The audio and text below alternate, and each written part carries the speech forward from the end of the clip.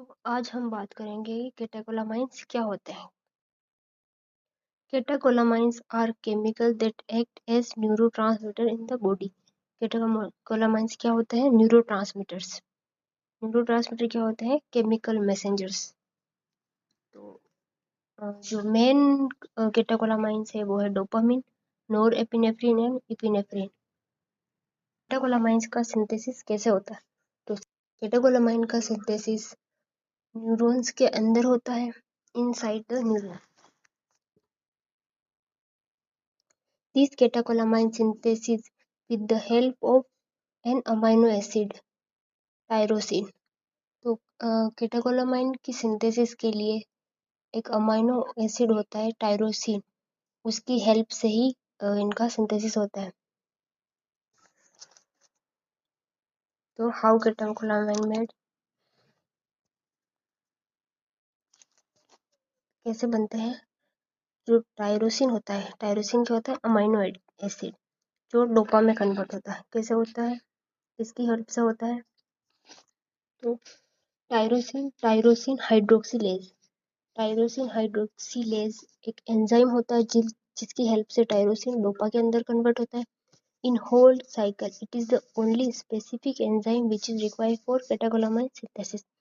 तो पूरी प्रोसेस के अंदर जो ये फर्स्ट स्टेप है टायरोसिन के डोपा में कन्वर्ट होने की, ये सबसे इम्पोर्टेंट स्टेप होती है और यह एक रेट लिमिटिंग स्टेप है। That means if we will block this step whole catecholamine synthesis will stop।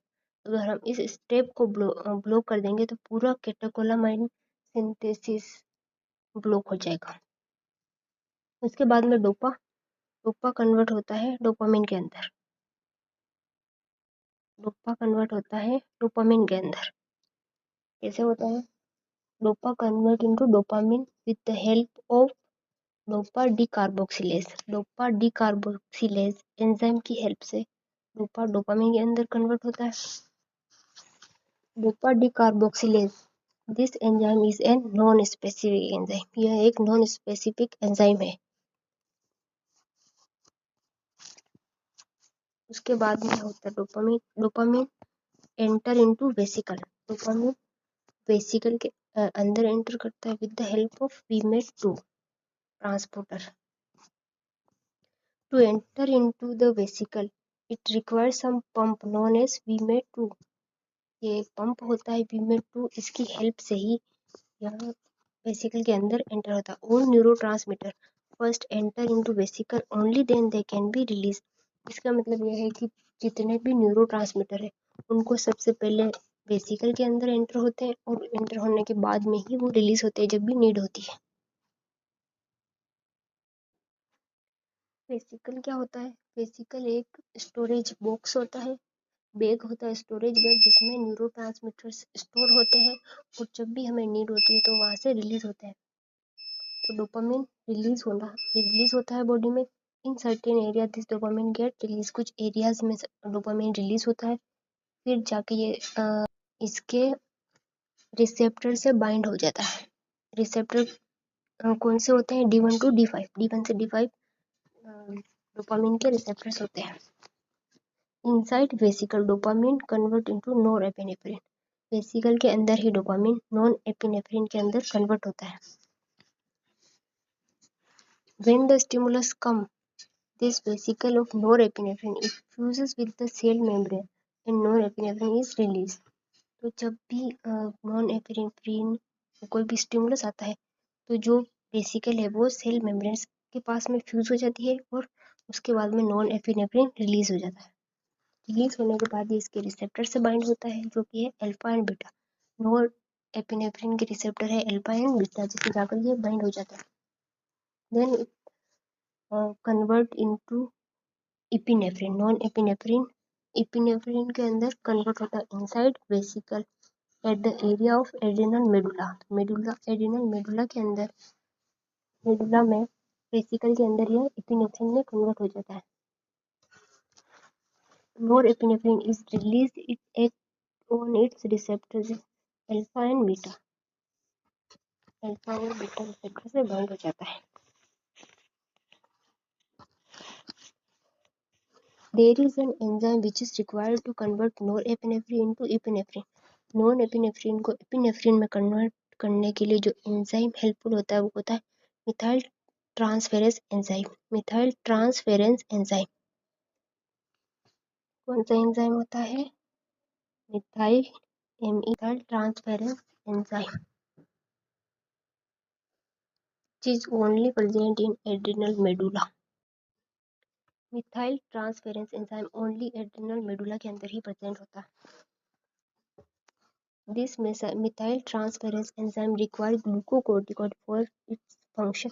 Methyl transference को अपना फंक्शन करने के लिए, एक्शन के लिए, परफॉर्म करने के लिए ग्लूकोकोर्टिकॉइड की आवश्यकता होती है जो adrenal medulla will receive from adrenal cortex. Adrenal cortex से रिसीव करता है।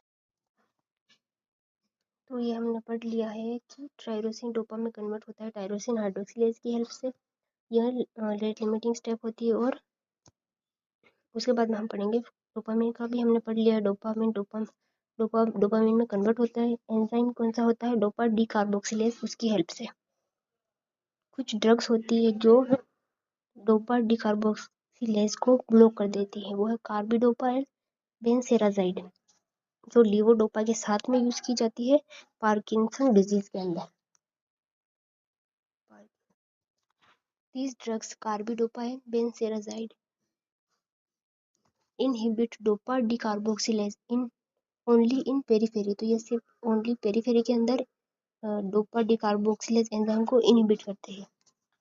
Levodopa not convert into dopamine in periphery.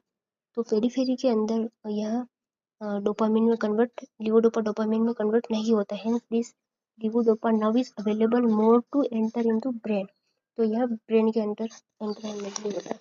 Levodopa convert into dopamine in body if levodopa taken alone. Much of it convert to dopamine before reaching to brain.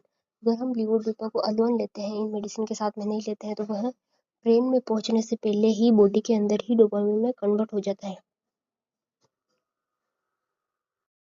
Carbidopa and benserazide block the conversion outside the brain.